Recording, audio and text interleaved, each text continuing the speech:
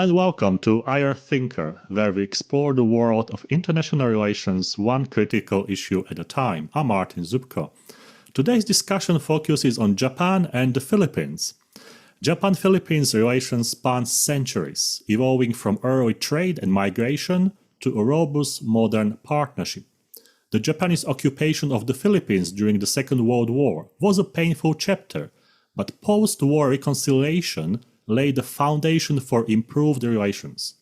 Today, the two nations enjoy a strong strategic partnership driven by shared economic security and geopolitical interest. However, what are the main drivers of that relations? This will be answered by my special guest today, Dr. Satoru Nagao. Hello? Hello. Thank you very much for inviting me. It is an honor for me. Dr. Satoru Nagao is a prominent strategic studies scholar and a fellow at the Hudson Institute based in Tokyo. His primary research focuses on security cooperation in the Indo-Pacific region. He has held numerous research and teaching positions and also written many publications. And when you open YouTube and you type his name, every second video about Indo-Pacific or India, Japan, and security in Indo-Pacific is with his interview for major televisions, so he's a great commentator. Let's start with the first questions. The Reparations Agreement of 1956 normalized relations after the war. How do reparations memories still shape present-day strategic cooperation? And how do you see this chapter in the history of Japan? Of course, the memory of the World War II is an important part of the Japan-Philippine relations. So to end this memory, of course, the Repatriations Agreement is an important step to rehabilitate the relation. But at the same time, indeed, the main factor to improve this relation is, of course, Japan tried to support the Philippines' development economically after the World War II and threat perception of the Philippines. In the past, Philippines think Japan could be the invader, but now Philippines think China could be the invader. That change is affecting the relation between Japan and Philippines very much. So, in the past, Philippines worry about Japan's militarism, but now the Philippines say Japan should amend the Article 9 of the Constitution to formalize their military and to become the strong Japan. Is Philippines' interest Philippines? Formally. So that's a completely different situation. In the past, they worry about this. Now they wish to do that. That is interesting change, a big change indeed.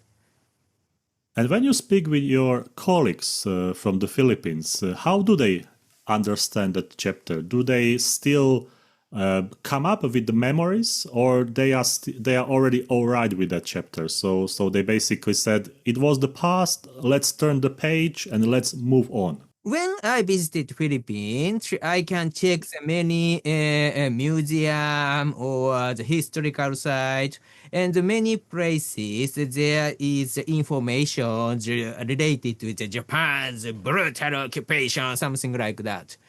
So that's why in the Philippines position towards Japan's occupation is this was the image. This and currently still this is the image. But current situation, security situation Philippines facing is China is provoking Philippines, and Philippines feel the big threat is coming. And now the Philippines needs a supporter. Of course, United States is a supporter, strongest supporter, but at the same time, Philippines want Japan to be the supporter militarily. So military support from Japan is very important of the security for Philippines.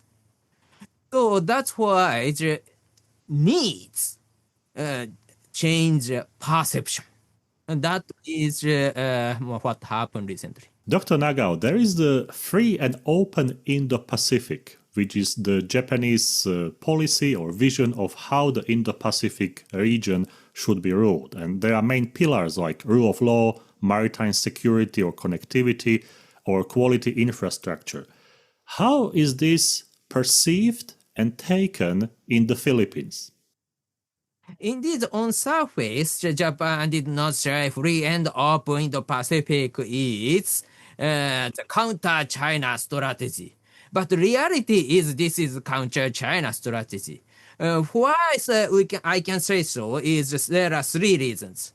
Firstly, the Indo-Pacific, the concept Indo-Pacific originally introduced when the Prime Minister Shinzo Abe of Japan addressed in the Indian Parliament 2007. That time, he did not mention the word Indo-Pacific, but he said conference of the two seas, so which is Indian Ocean side and the Pacific side. After that, this is the word of the Indo-Pacific was made by the Indian scholar and spread it. But this concept of the Indo-Pacific is alternative concept of the traditional since the 1980s Asia-Pacific. Asia-Pacific and Indo-Pacific, how different? Asia-Pacific mainly the Pacific side, so including Southeast Asia, Japan, but not Indian Ocean region. Why this is important? When we check the counter-China strategy, the territorial problem related to China is not only the Pacific side, but also the Indian Ocean side. So if we use the Indo-Pacific instead of the Asia-Pacific, automatically all territorial issues of China is included.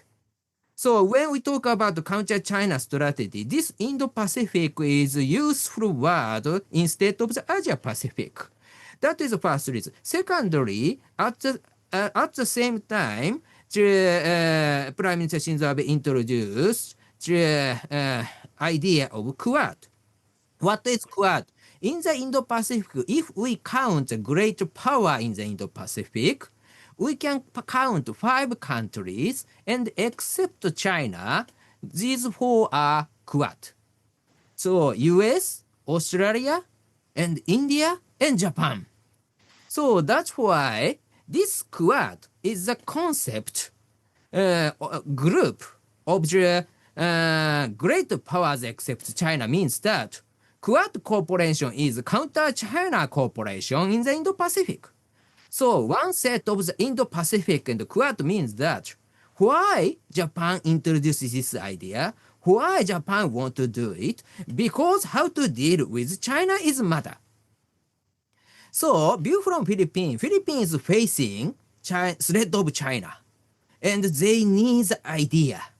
In this case, Indo-Pacific is better than the Asia-Pacific because Indo-Pacific is real counter-China strategy.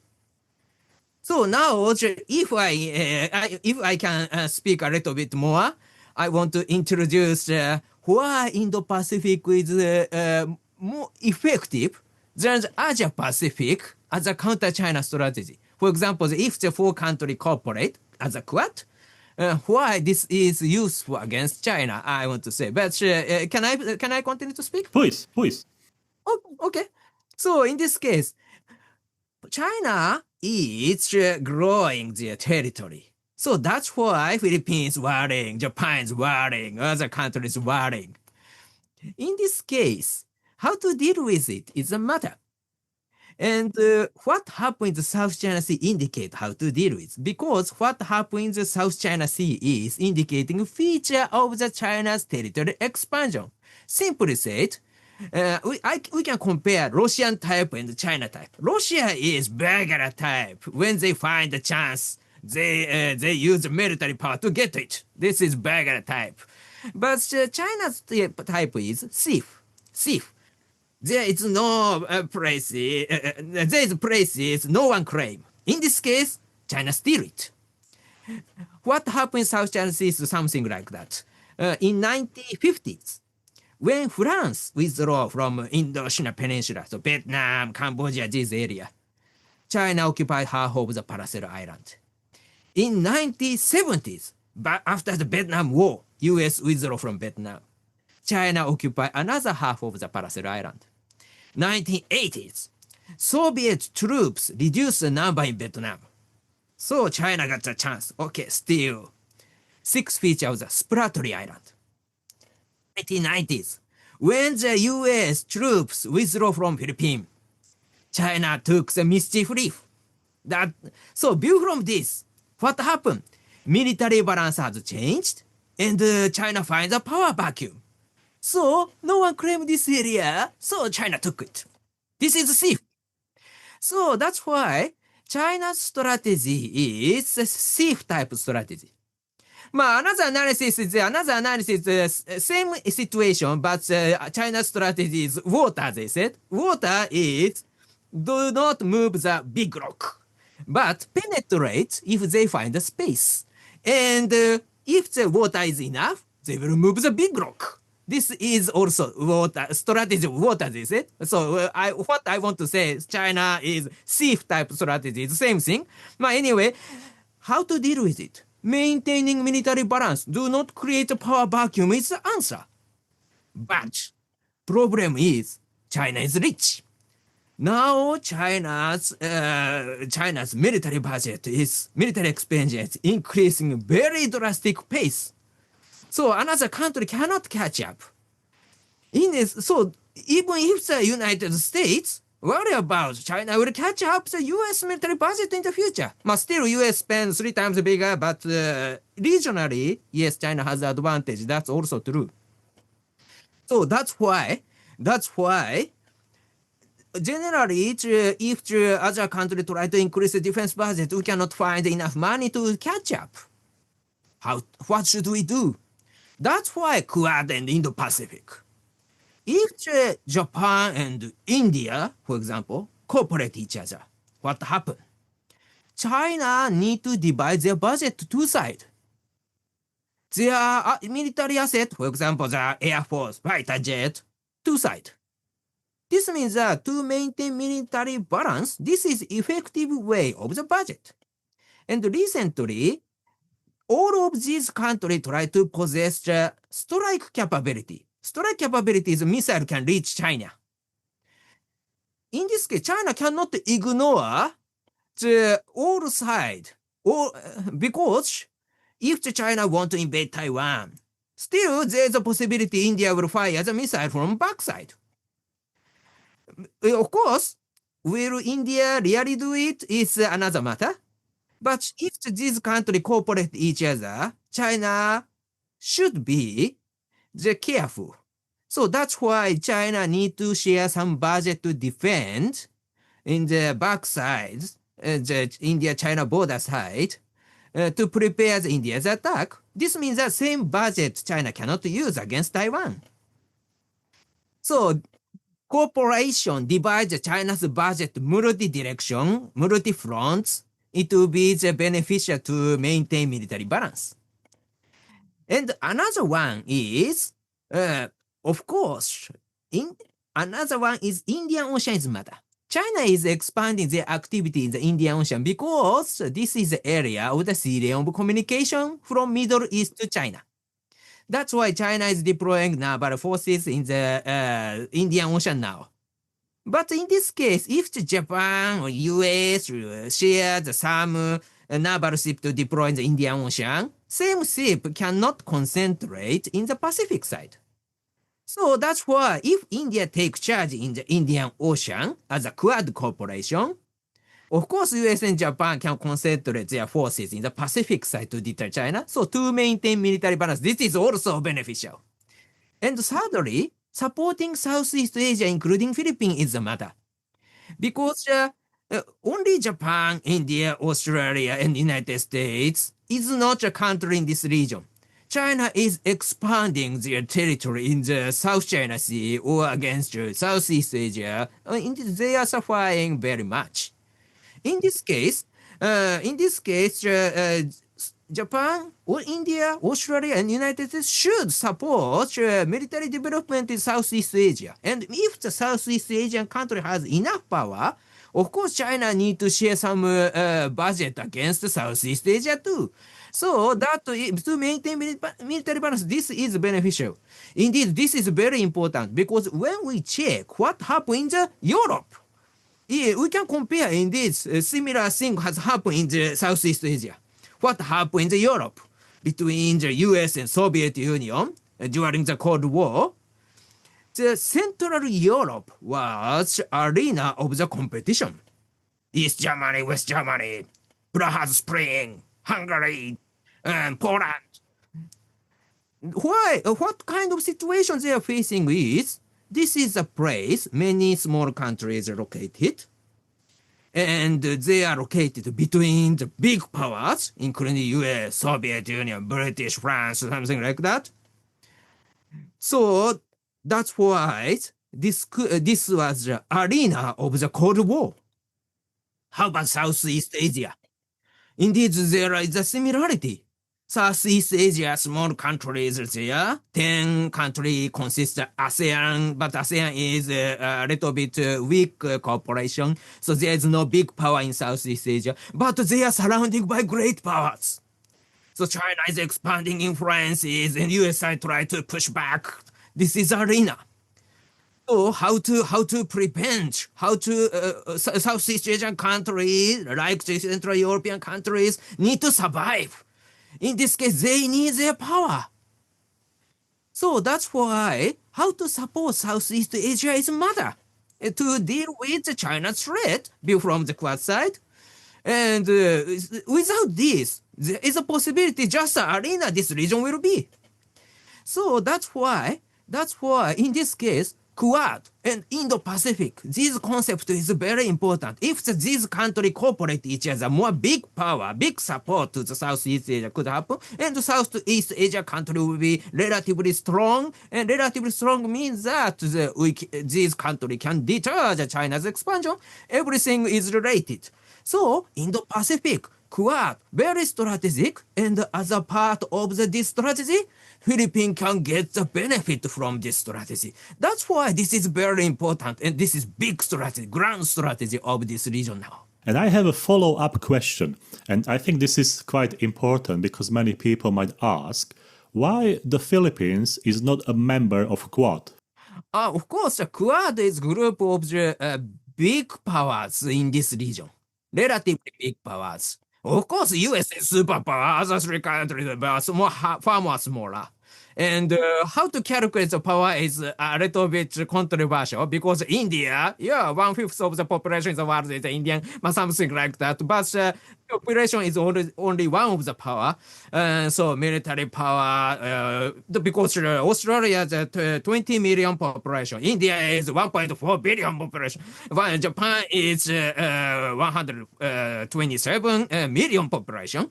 So three countries, different population, a little bit controversial. But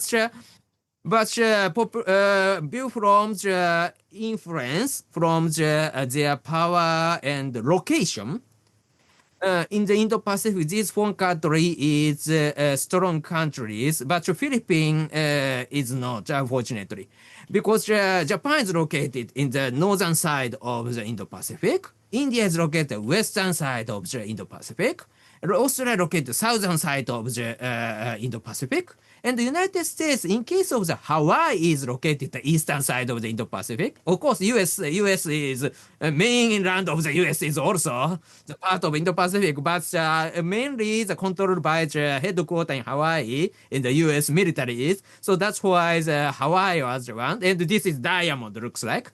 So view from this picture, of course, Southeast Asia is located central part of the Indo-Pacific, not edge of the Indo-Pacific. Edge is beneficial always because edge do not worry about other side. So militarily, this has advantage. So that's why the view from the power, view from the influence, view from the how to make the strategy. In this case, four countries are edge. Because of this, they are the great powers.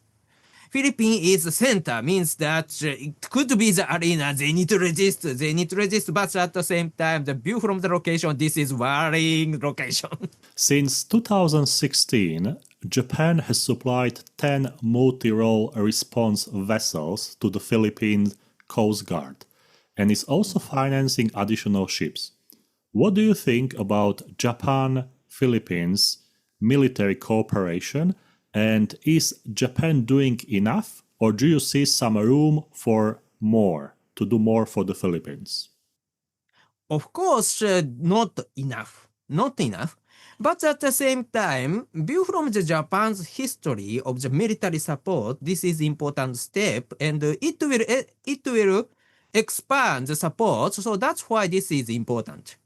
Currently, Philippines military a little bit too small, I can say. A little bit too small, a little controversial answer in this case. But anyway, too small. So why? Because we can see the naval ship Philippines possess. Yes, the Philippines start to buy the new frigate from the South Korea. That was global standard level. But except this ship, other ship do not have the missiles. Coast Guard cutter, U.S. Coast Guard cutter is a naval ship of Philippines. This means that Philippine Navy is Coast Guard in the global standard. So that's why the Philippines Navy is not growing enough to deal with China. China is building the 100 naval ship at the same time. So every year, 10 or 20 ship is joining the Chinese Navy. Under such kind of situation, if Philippines buy some ship, this is not enough. But if the some, this is not global standard level. It looks like the Coast Guard cutter. This is not enough, of course. But without this step, Philippines military power cannot be the strong military power. They need strong defense capability along with other countries because their location is dangerous. When we check what will happen, China want to defend their coastal cities. In this case, East China Sea, South China Sea, and Taiwan, these are the area in front of the coastal cities. But Taiwan is western side.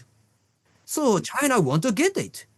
And China want to get the East China Sea and South China Sea too. So artificial islands they are building. In East China Sea there is no island. That's why they cannot expand except the Senkaku Island. So they claim the Senkaku Island. At the same time, they are building oil rig as a radar base or other bases. And they declare the air defense identification zone to deploy the fighter jet, to legitimize the deploying the fighter jet. So that's why the, one by one, they step up the military presence in this area. Philippines frontline countries. If China invade Taiwan, of course, Philippines frontline country. If China expands their territory in the South China Sea, of course, the Philippines in frontline country. Japan is also. This country needs a defense power. But now, currently, the Philippines military power is very weak. So they rely on the U.S. support and other support. If Japan will support, it is welcome for Philippines said. So that's why supporting Philippines is important step, but not enough, of course. Not enough. Then in this case, the key is, of course, the cost-effective measure. What is cost-effective measure for small country? Small country possess missile. This is cost-effective. Because the missile, compare with the naval ship, compare the fighter jet, more cheaper and more easy to use. So that's why this is effective measure. The problem is most countries do not export long-range missiles. Firstly, they need themselves. Secondly, there is limit restriction in the international frame. More than 300 kilometers is restricted in the MTCR regime. This is international. Of course, China doesn't join this framework, so China can export, but most responsible country join this framework. So this means that most country cannot export the more longer range missiles. But anyway, Philippines needs a missile because Philippines is a small country to deal with a bigger, greater threat. So Philippines needs an ally. Philippines needs a cost-effective measure. In this case, Yes, U.S. Must support, of course, but Japan must support Philippines if Philippines ask and the Philippines really ask. So in the near future, already Philippines ask Japan to export the naval ship, used naval ship of Japan, the frigate Abukuma class. This is a frigate, corvette, a little bit controversial, smaller size, 2,000 ton, something like that. But compare with current naval ship Philippines possess, this is real naval ship. And so Japan will export this to Philippines. And it will be a very important military asset for Philippines, I think, because Abukuma class is not a bad class. This is good one. So that's why even if they used, it will be the game changer, I think. Many articles are being published about the North Korea expanding missile reach, and it increasingly covers the Philippines but also Japan. Do you see any possible cooperation between the Philippines and Japan in the question of North Korea security threat? Of course, it could happen because when we check the North Korea's missile test, sometimes the missile test the area the North Korea fires the missile is eastern side of the Philippines because the Earth is circling. Which direction is better direction to test the missile is of course eastern side and at least the southern side because of the us. So that's why North Korea is searching where is the best places to test the missile. And in this case, in the past, they use the eastern side and sometimes across Japan's territory air. But this provocation makes Japan to be the more make Japan wake up about security. So that's why the currently this is not good idea. So instead of this, they try to launch the missile to south and east side of the Philippines. These missiles are coming. So that's why view from Philippines, this is not comfortable. So to deal with North Korea, of course, Japan and the Philippines cooperate each other. But at the same time, for example, if military sanction will impose, of course, the Philippines are a little bit too far. So Japan could be the base, but the Philippines will not. Philippines' location is how to deal with Taiwan. Philippines is important. How to deal with North Korea. This is not so important place. So that's why to deal with North Korea issue, of course, Japan, Philippines will cooperate diplomatically, but militarily, it's very limited cooperation, I think. But we should not forget one fact. North Korea is only treaty-based ally of China. And North Korea is treaty-based ally of Russia too now. So that's why we start to use a new word, clink. Clink is C is China, R is Russia, and I is Iran, and Ku is North Korea. These four countries' cooperation is clink.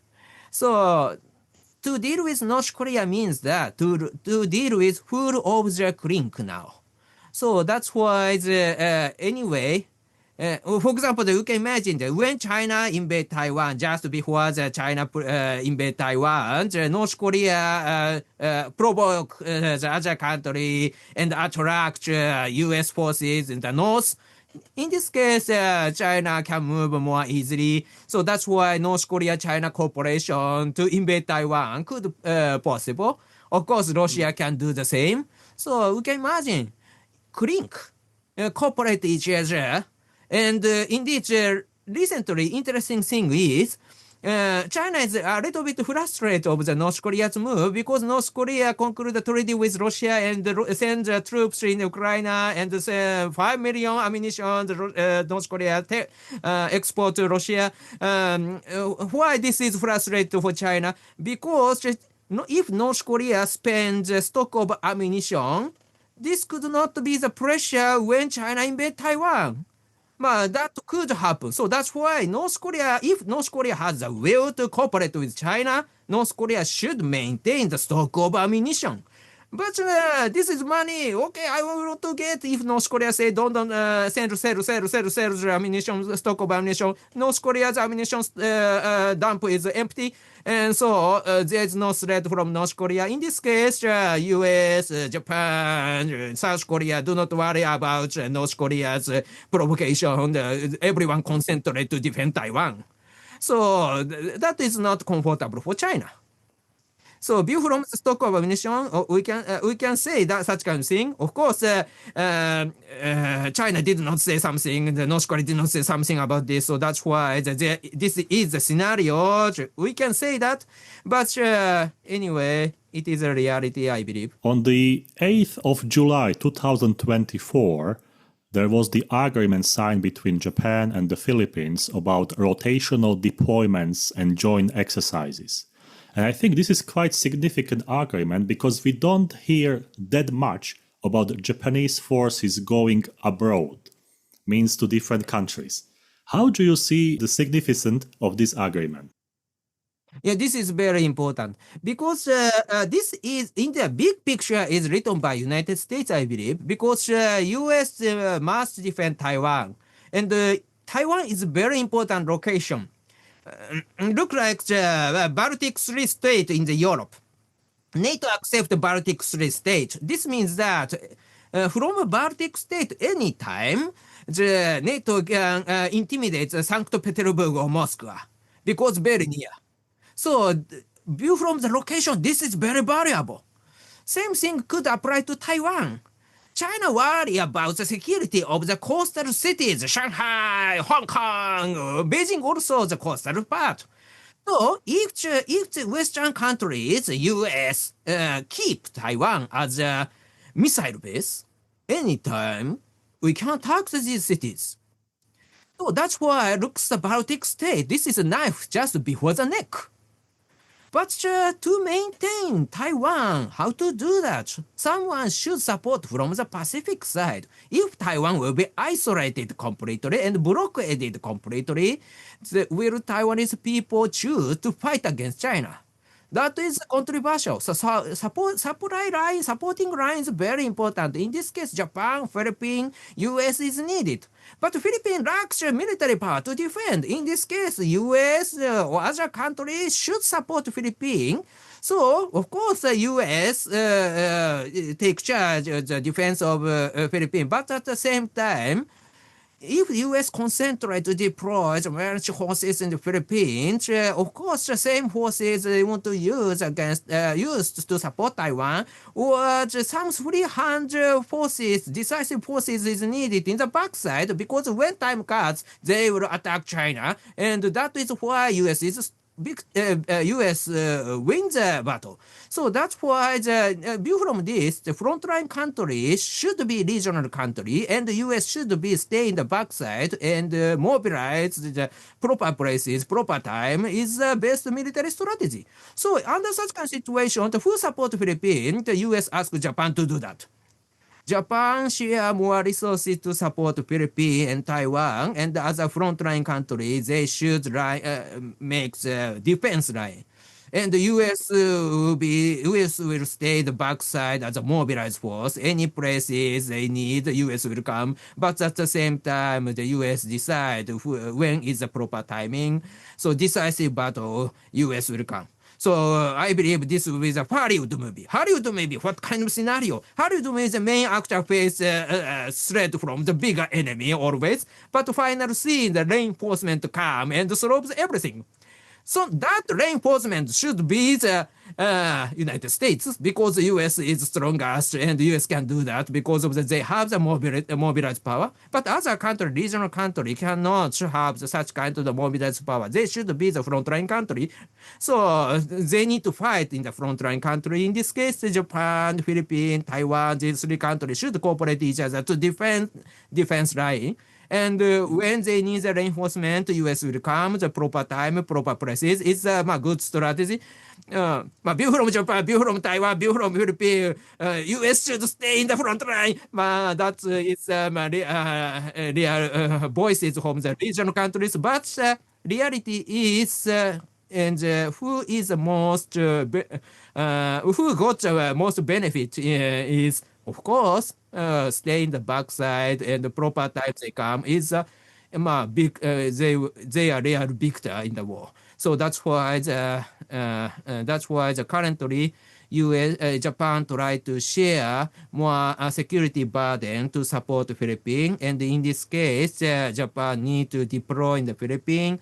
Japan need to provide weapon to Philippines, and Japan should take more defensive charges in this region with the United States, of course, but at the same time, for the U.S., for the Philippines, for the Taiwanese, Japan should pay more. Japan should share more security burden is the current trend. When you say pay more, that we can turn the page to economic assistance. And we know that Japan is the largest provider to the Philippines. I think it was almost 1/3 of everything that the Philippines received in 2023. How do you think that this economic assistance shapes bilateral relations regarding diplomacy? In the past, after World War II, Japan tried to support Philippines because Japan want to make the good friend. So Philippines could be the good friend, good neighbor. That is the strategy. So that's why was not so strategic, just supporting Philippines economy, and that was happened. But recently, this has changed. This was quite strategic. Philippines politics has changed from the Duterte to the, currently the Marcos. Indeed, this has a big change. During the Duterte strategy how to deal with China is negotiate with China and consider little. So, and China should stop because of the China should respect Duterte, who is a friend of China. So, this is the Duterte style. So before the June 2022, so which is new Marcos government sworn in, before the June 2022, China suggests many infrastructure projects to Philippines, and Philippines accepted. But after the June 2022, China understands the new Marcos government is anti-China. So that's why they stop it. So someone should support Marcos instead of China. So Japan raise a hand and take charge. So many infrastructure projects has happened recently is because China stopped their support to Philippines, and without someone's support, Marcos face crisis. This is not Japan's interest. Marcos' voice is, the anti-China voice is good for Japan. So that's why Japan must support. How do you see the notion of the new capitalism, which in Japanese it's Atarashi Shiran Shugi? And this was basically proposed by the Kishida in 2021 based on three principles: wealth distribution, the human-centric economy, and sustainability and innovation. And many people ask if this is something that is basically competing with Chinese Belt and Road initiatives in the Philippines. Yeah, because the context of this new capitalism itself is not clear. So that is the problem.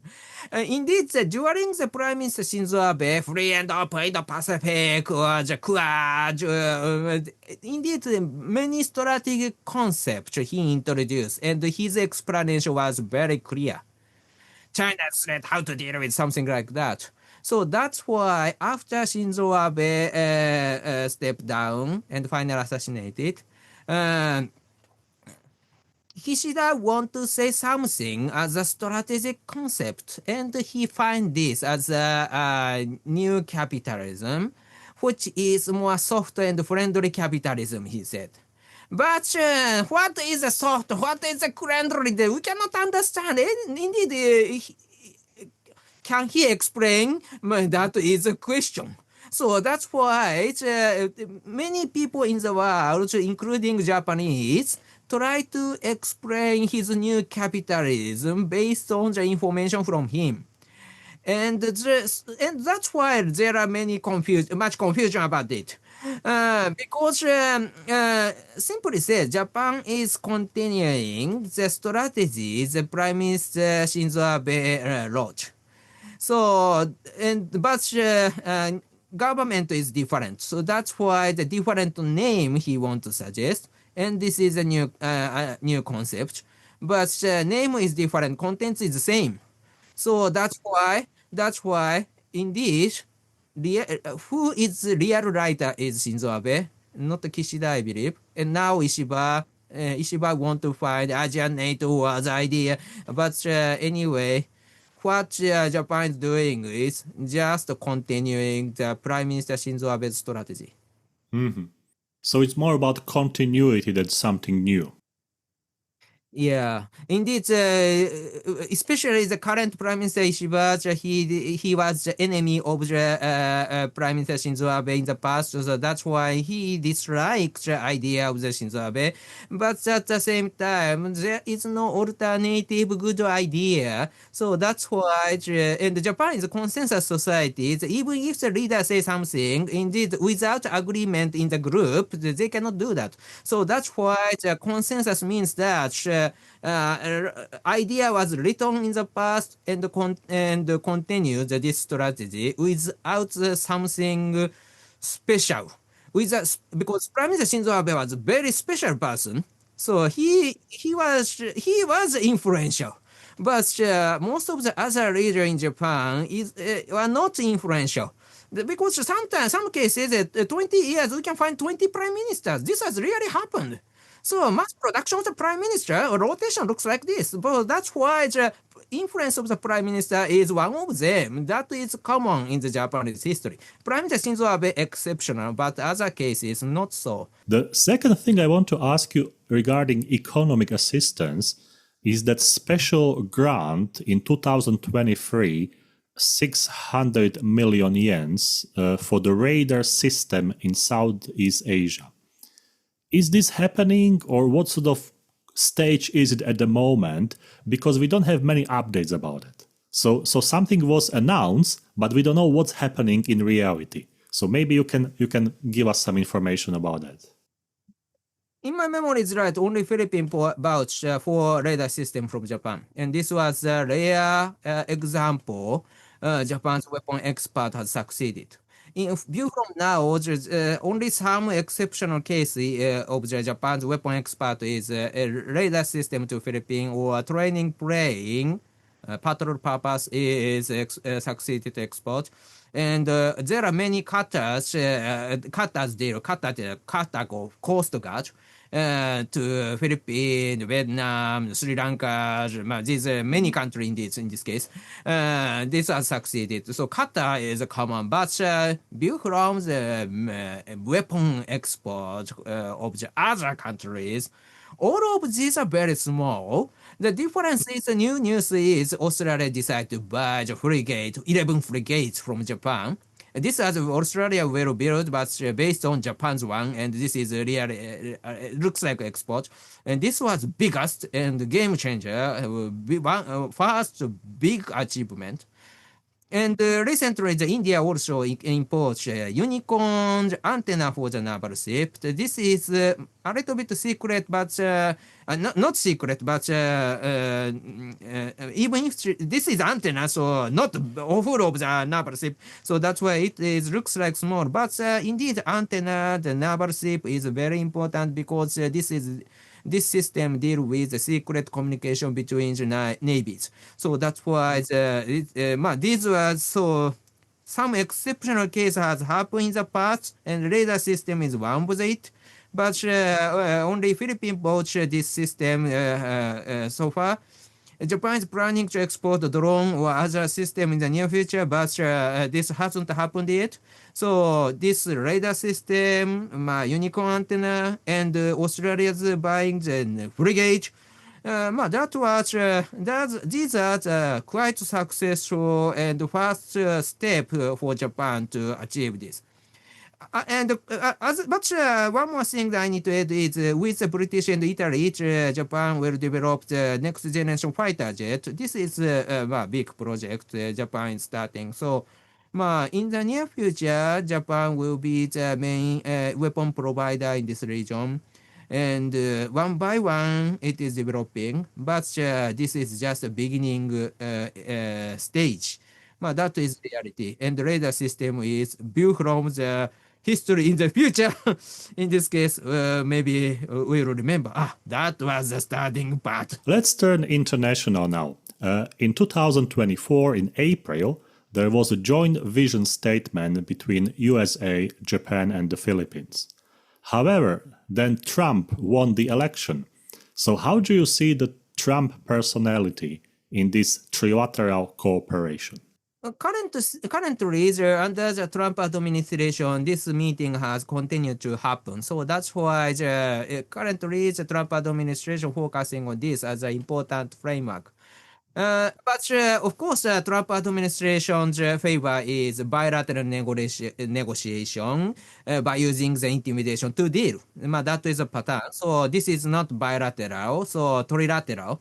So bilateral is more simple and easy to deal. So that's why not trilateral. There's a possibility he will say. But at the same time, currently, good news is the Trump administration focusing counter China strategy is very important because when we check his tariff, indeed all of these against China, I believe, because tariff against China, of course, he said Canada, Mexico, China, all of three are fentanyl-related countries, so dangerous. But when we check what really happened, Canada and Mexico postpone, only China increased the tariff. So imposing tariff to China is a little special with others. And secondly, he asked many tariffs, many countries at the same time, but global free trade is beneficial to China than the United States indeed. So that's why China will catch up under the current rule. If the United States try to change the rule, for example, the international trade and every country imposing tariff. If this is better, you think? Yes, to compete with China, yes, new rule is good for the United States to win. View from the development of world economy, this is not good. Global free trade is better. But to win the competition with China, yes, this is useful. And the other tariff the Trump administration imposing is tariff against car, tariff against steel, tariff against shipbuilding, tariff against aluminum. All of these are related to the military industry. So that's why US try to rebuild the military. This means that who is the target? Of course, China.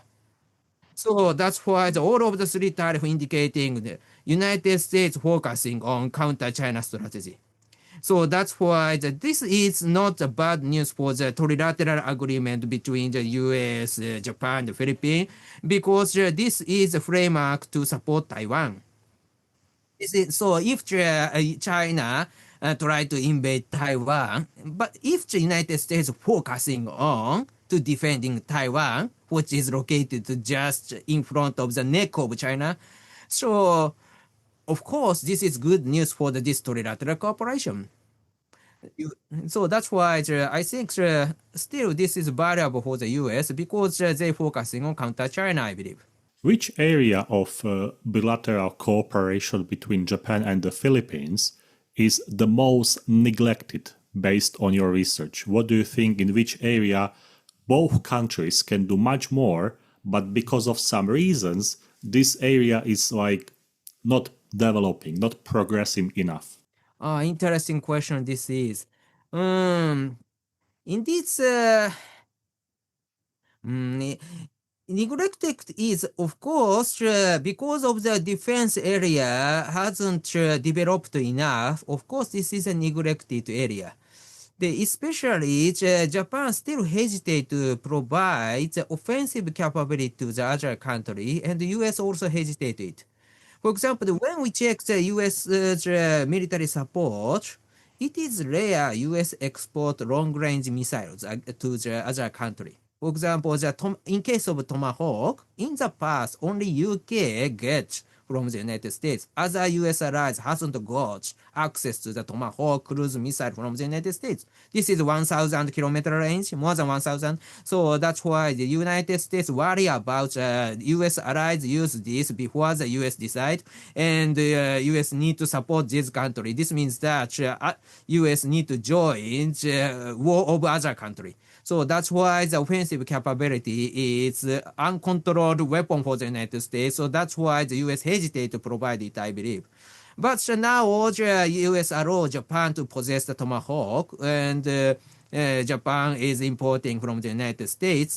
So this means that this was a neglected area, but a little bit open because US think that this is important. This means that even if the Philippines want to possess the long-range strike capability, this was a neglected area, I think, because the smaller countries need to deal with the bigger threat means that they need a cost-effective measure. In this case, missiles, drones are cost-effective measure. But United States hesitate to provide means that Philippines cannot get these missiles.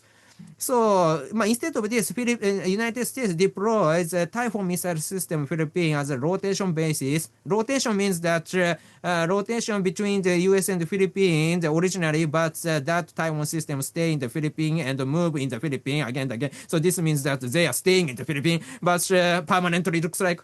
But anyways, these long-range missile capabilities needed US start to think. And that's why in the near future, US will allow the Philippines to access a long-range missile-related weapon. But anyway, this is area. Despite there is a need, these countries still hesitate to provide enough. That is the area, I believe. So that's why which is a neglected area, there's a possibility this hesitation is one of the area I can remember.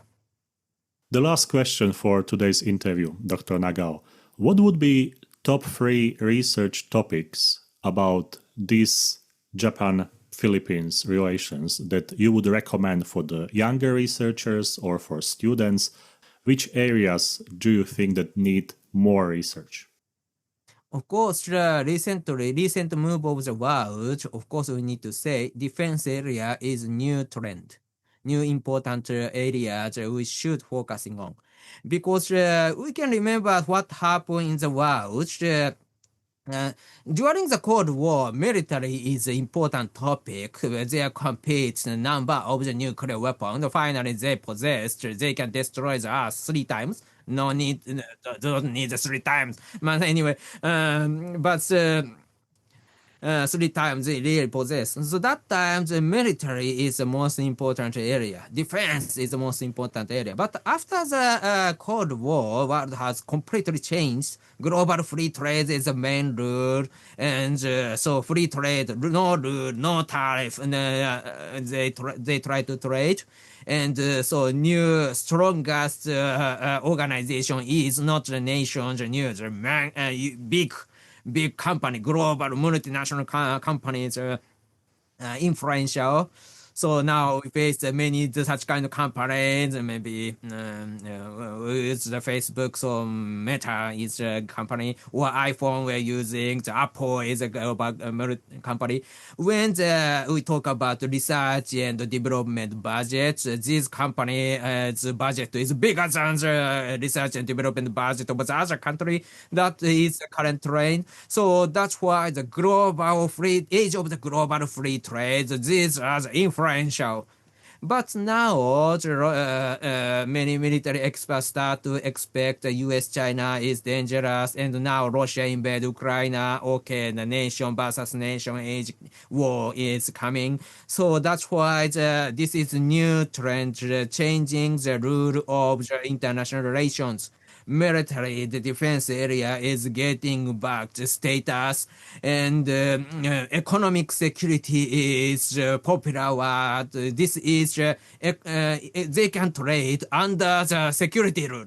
So that's why this means that security, the defense areas is rising, the right to decide the policies. So that's why if the student who need to learn about the new trend of the world, a new move in the world, of course this area will be the rising topics in the near future. So that's why they should not ignore it. That is currently I'm thinking. Dr. Nagao, many thanks for your insightful thoughts, for a nice, friendly conversation we had about Japan and the Philippines. I think this is a very interesting research topic with many implications because we can go from military to economy, we can go to the soft power, we can go to multilateralism and international relations. So it's a huge topic. And I'm very, very happy that you found time for this interview. And I'm very thankful that you answer many questions. So again, thank you for being on IR Thinker. And as in Japan, we usually say "domo arigato." Thank you very much. どうもありがとう。